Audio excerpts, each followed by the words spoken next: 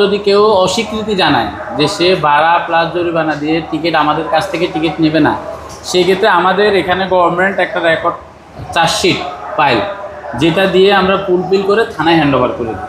এবার থানাতে ওনারা হচ্ছে ওই ভাড়া জরিমানা আদায় করে ওনারা যা করা করবে, মানে ওনারা ভাড়া জরিমানা যেভাবে হোক আদায় করে আমাদেরকে দেবে থানা থেকেও যদি ভাড়া জরিমানা আদায় করতে না পারে তারপরে ধাপ কি? তারপরে তো আমরা জানি না, ওটা থানার এবার ওরা জানবে। ওরা আমাদের এই যে রেকর্ড মানে চার্জশিটের যে ফাইলটা, এটা আমরা ফুলফিল করে ওনার নাম, ঠিকানা, মোবাইল নাম্বার এবং যে ট্রেনে উঠছে ওই ট্রেনের ভাড়া জরিমানা লিখে এটা ওনাকে আমি থানায় হ্যান্ড ওভার করবো।